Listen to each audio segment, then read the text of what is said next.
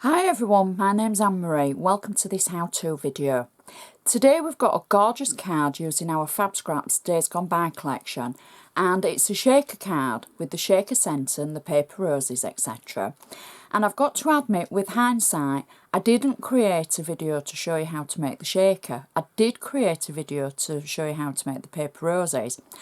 So I sat back over the weekend and I thought, I'm going to have to do a quickie just to show you the principles of how to make the shaker for the centre of the card. And it's really easy. Everything I do use I should put in a detail list on my blog. So the first things that we're going to need is the base image. Now what I've done is I've actually used the stencil from the Days Gone By collection, and I've stenciled it onto a piece of card. Now I've actually, on the card itself, I've used one of the Days Gone By papers that marries up with the rest of the card. This is a piece of green cardstock, but it's the same principle. So I've used the dragonfly stencil and I've inked it, and then I've heat embossed it.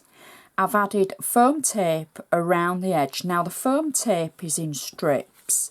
Sometimes you can get your tape on a roll, sometimes you can get it in foam pads, or you can get it in strips. So I've used the strips to go around. Now there's no reason why you can't use the foam pads. They will just take you a little bit longer to add around the edge and to make sure that you've got no gaps between them. For anybody using the strips, I've actually used 2 layers to get the thickness to make my shaker shake. Now one thing I want to point out, when you use any shaker method and you use tape, the inside of the tape is going to be sticky. And I'll show you what I mean. On my card, where it shakes in the centre, some of the sequins have stuck around the edge. Now I quite like that on this card. I think it's a good effect. However, if you want a proper shaker that everything will move, there's 2 tricks that you can do.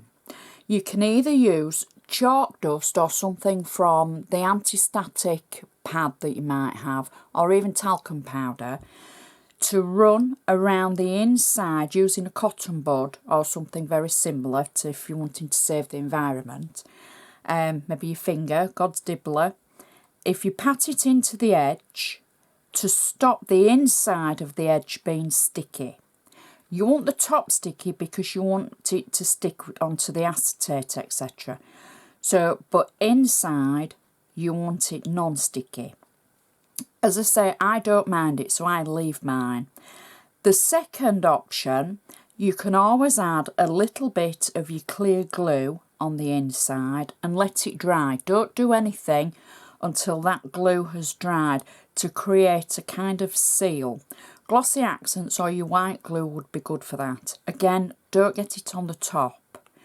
So that's the base. I've simply die cut a circle to the size I wanted. I'm not going to go with specific sizes because I think it depends on what you're going to create. So I've cut a circle and then I've had foam tape around the edge.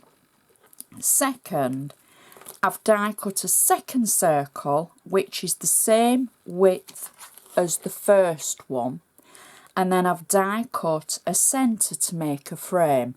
Now it just so happens for this one I've actually inked the inside circle and then heat embossed it.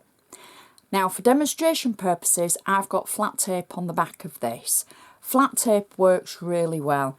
Wet glue you will just have to always wait to dry. You're going to need acetate. Now I'm using a 300 milligram micron, sorry, not milligram, we're not baking, micron, 300 micron weight. That's quite thick. I do like the thick acetate. However, whatever you've got is fine. If you use plastic packaging, anything like that, if you want to recycle, or if you've got the packaging that sometimes paper comes in, that's a good one. Sometimes it's thicker than others, but again, anything that's clear can make a great shaker. The frosted ones could make a good shaker. Fourthly, I've got just a die cut frame in gold that's the same width as the outside of the circle. Again, I've got tape on it. So those are the 4 things that we're going to need. So I'm going to start off where you've seen I've already added the tape, and I'm going to simply add some sequins for this into the centre. Now you can add as few or as many as you like.